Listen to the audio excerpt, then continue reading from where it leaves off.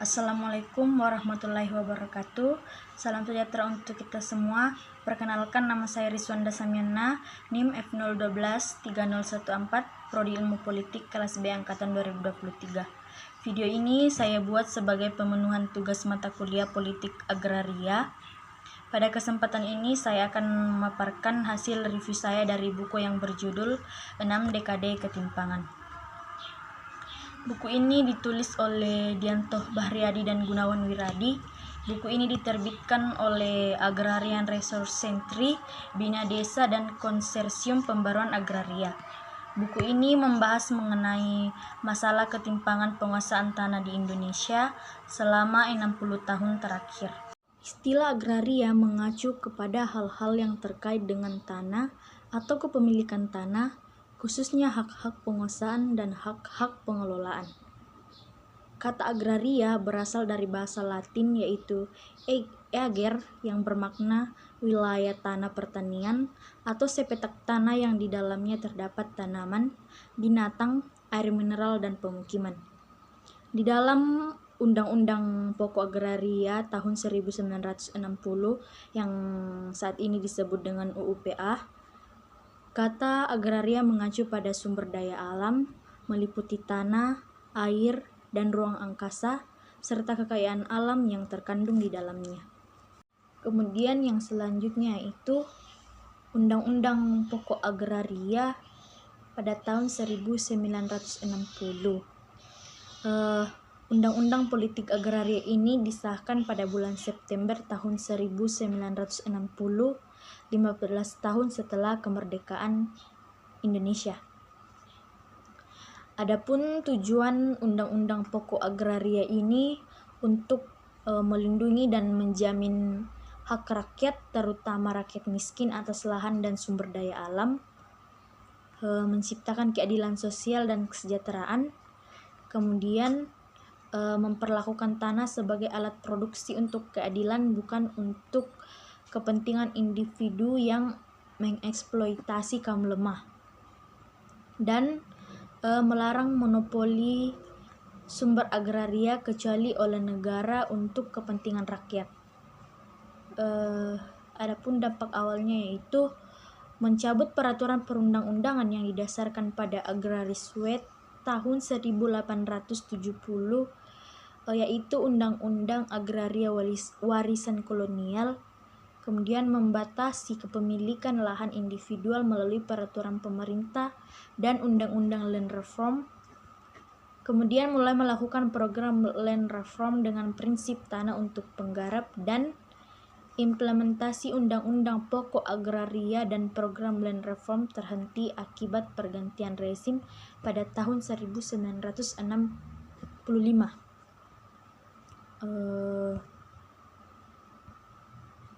Kemudian pada masa Orde Baru, perubahan politik ini berorientasi pada dukungan investasi skala besar. Tanah dan sumber alam diperlakukan sebagai komoditas, dan pengadilan Land Reform dihapuskan pada tahun 1970. Kemudian Undang-Undang Pokok Agraria dipinggirkan, bahkan dianggap dimandulkan. Program redistribusi tanah melalui transmigrasi diklaim sebagai kelanjutan Land Reform, tetapi tidak efektif dalam mengurangi ketimpangan secara makro. Banyak proyek transmigrasi yang dilakukan di wilayah yang diklaim sebagai tanah negara, tetapi sebenarnya adalah tanah komunal masyarakat adat. Pemerintah pada masa Orde Baru tidak membatasi kepemilikan tanah individual. Penyediaan lahan besar-besaran untuk investasi dan spekulasi ini menciptakan kepentingan penguasaan tanah dan konflik. Alokasi lahan untuk pertambangan dan perkebunan ini sangat besar, sementara lahan untuk pertanian rakyat ini semakin terbatas, dan dampaknya bagi petani yaitu jumlah rumah tangga tani yang tidak memiliki tanah ini meningkat, ketimpangan distribusi tanah yang semakin parah, Dan sensus pertanian menunjukkan bahwa rata-rata penguasaan lahan oleh petani ini sangat kecil. Landlessness adalah petani penyekap yang tidak bertanah. Rumah tangga petani yang tidak memiliki tanah sama sekali tetapi dapat menggarap tanah dengan cara menyekap atau membagi hasil. Sedangkan absolute landless adalah petani yang benar-benar tidak memiliki tanah sama sekali, baik milik sendiri maupun tanah garapan. Berdasarkan sensus pertanian pada tahun 1963 hingga 1973, proporsi landlessness ini menurun karena program land reform yang memprioritaskan redistribusi tanah kepada petani penyekap. Setelah tahun 1970-an, program land reform dihentikan dan fokus beralih ke transmigrasi yang kurang efektif mengatasi ketimpangan. Pada tahun 1983 hingga tahun 1993, jumlah landless ini menurun, tetapi jumlah absolute landless ini melonjak. Adapun akibat lonjakan absolute landless ini karena adanya pertumbuhan jumlah rumah tangga petani yang tidak seimbang dengan pertumbuhan ketersediaan lahan pertanian, dan petani kecil semakin sering menjual tanah mereka. Kemudian perubahan sistem perekrutan tenaga kerja dari bagi hasil menjadi upah kerja, dan rendahnya penyerapan tenaga kerja per unit akibat program revolusi hijau. Dari tahun 1973 hingga tahun 2003, jumlah landless secara keseluruhan cenderung meningkat. Adapun penyebab utama dari landlessness ini yaitu adanya ketimpangan penguasaan tanah, di mana sebagian kecil orang menguasai sebagian besar tanah. Kemudian kebijakan Orde Baru di mana lebih berpihak kepada investasi skala besar-besaran dan eksploitasi sumber daya alam. Dan redistribusi tanah melalui transmigrasi ini tidak merubah ketimpangan secara makro. Alih fungsi lahan adalah di mana lahan pertanian ini dialihkan untuk industri pertambangan dan perkebunan. Adapun implikasi dari landlessness ini, kemiskinan petani tanpa tanah ini sulit meningkatkan kesejahteraan mereka, dan petani tanpa tanah ini sangat rentan terhadap perubahan ekonomi dan cuaca.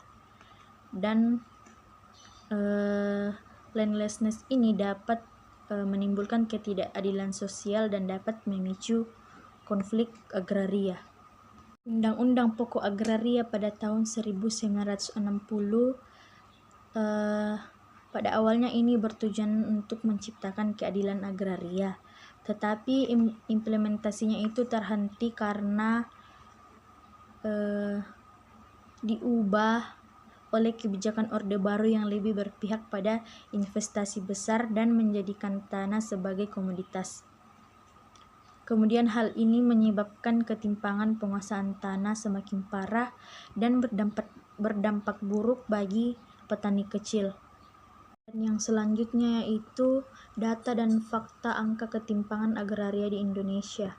Yang pertama, rasio Gini penguasaan tanah dari tahun 1963 berkisar sekitar 0,55, yaitu tingkat konsentrasi penguasaan lahan lebih tinggi. Pada tahun 1973 berkisar sekitar 0,70, pada tahun 1983 0,64, pada tahun 1993 0,67, dan pada tahun 2023 0,72, di mana ketimpangan ini semakin parah. Yang kedua, ketimpangan penguasaan lahan.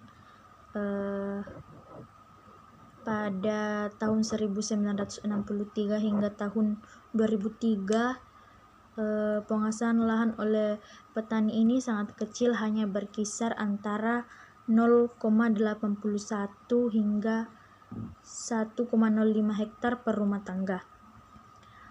Implikasi sebagian besar petani hanya memiliki lahan yang sangat sempit, yang sulit untuk memenuhi kebutuhan hidup mereka. Yang ketiga, landlessness atau petani penyekap yang tidak bertanah. Dari tahun 1963 berkisar 6,8% dari total petani penggarap lahan. Tahun 1973 menurun menjadi 3,2% akibat land reform. Setelah tahun 1970-an cenderung meningkat lagi karena land reform dihentikan dan transmigrasi tidak efektif. Yang keempat, absolute landless atau petani yang benar-benar tidak mempunyai tanah. Itu meningkat signifikan antara 1983 hingga 1993. Penyebab lonjakan absolute landless ini itu pertumbuhan rumah tangga petani lebih cepat dari ketersediaan lahan. Petani kecil terpaksa menjual tanah mereka, dan perubahan sistem kerja pertanian dari bagi hasil ke upah. Kemudian revolusi hijau mengurangi penyerapan tanah kerja per unit lahan. Yang keempat, alokasi lahan untuk sektor lain atau non pertanian, yaitu pertambangan dari tahun 1999 berkisar sekitar 264,7 juta hektar dialokasikan untuk 555 perusahaan. Perkebunan hingga tahun 2000 3,52 juta hektar dikuasai oleh 2,178 perusahaan. Kemudian kawasan industri menempati daftar tertinggi dalam alokasi lahan, dan implikasi lahan yang tersedia untuk pertanian rakyat menjadi semakin sempit. Yang kelima, jumlah rumah tangga petani. Pada tahun 1973, 2,6 juta perkiraan Kano, termasuk pemilik lahan dan buruh tani. Pada tahun 1993, hanya 17,1 juta lahan pertanian untuk 3,02 juta rumah tangga petani, atau 70% dari total rumah tangga di Indonesia. Pada tahun 2003, lahan pertanian meningkat hingga menjadi 2,15 juta hektar. Implikasi jumlah rumah tangga petani terus bertambah, sementara lahan yang tersedia terbatas.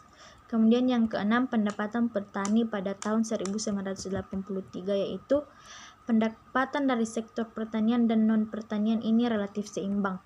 Petani dengan lahan lebih luas di atas 1 hektar memiliki kesempatan lebih besar untuk memperoleh pendapatan lebih tinggi dari kedua sektor. Implikasi petani dengan lahan sempit ini sangat tergantung pada pendapatan non-pertanian yang seringkali tidak stabil. Yang ketujuh, petani miskin atau penguasaan lahan kurang dari 0,5 hektar. Jumlah petani miskin dengan lahan kurang dari 0,5 hektar ini terus meningkat dan menjadi mayoritas rumah tangga petani Indonesia sejak tahun 1960-an hingga awal tahun 2000-an.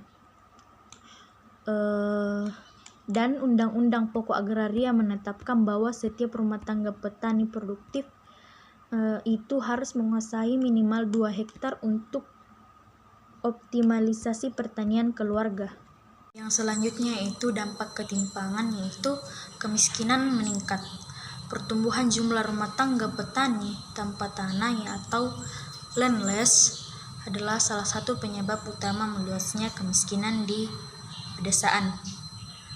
Petani yang memiliki lahan sempit kurang dari 0,5 hektar ini menjadi kelompok mayoritas yang rentan terhadap kemiskinan. Kemudian hilangnya hak. Masyarakat adat kehilangan tanah komunal mereka akibat proyek transmigrasi yang diklaim sebagai tanah negara. Penggusuran sering terjadi untuk proyek investasi ini menyebabkan pelanggaran hak asasi manusia. Misalnya contoh kisah petani yang digusur, seperti misalnya Pak Darto adalah seorang petani yang tinggal di Tinambung yang dia harus kehilangan tanahnya karena pembangunan pabrik baru. Lalu saat ini dia menjadi buruh tani dengan upah yang tidak cukup untuk menghidupi keluarganya. Dan adapun solusi reforman agraria sejati yaitu dengan cara membagikan tanah secara adil kepada petani kecil dan landless, kemudian memastikan setiap rumah tangga petani memiliki minimal 2 hektar untuk optimalisasi pertanian keluarga sesuai dengan Undang-Undang Pokok Agraria, dan memberikan kepastian hukum atas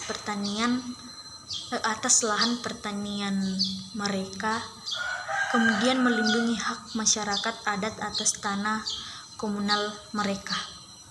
Setelah Bapak Ibu dan teman-teman sekalian, setelah melihat data dan fakta yang ada, kita bisa menyimpulkan bahwa masalah ketimpangan agraria di Indonesia ini sangat serius dan sudah berlangsung selama puluhan tahun. Undang-Undang Pokok Agraria tahun 1960 yang awalnya bertujuan untuk membagi tanah secara adil, sayangnya tidak berjalan efektif. Akibatnya banyak petani yang kehilangan tanah dan mereka menjadi miskin. Jumlah petani tanpa tanah atau landless terus meningkat dan mereka kesulitan untuk meningkatkan kesejahteraan hidup mereka, karena ketimpangan ini bukan hanya masalah ekonomi tetapi juga masalah keadilan sosial dan hak asasi manusia. Namun masih ada harapan dan solusi untuk mengatasi masalah ini, yaitu adalah reforma agraria sejati. Reforma agraria bukan hanya sekedar membagi-bagikan tanah, tapi juga memberikan dukungan kepada petani agar mereka bisa mengelola tanah mereka dengan baik. Demikianlah hasil pemaparan review saya. Apabila ada salah kata dan tingkah laku mohon dimaafkan.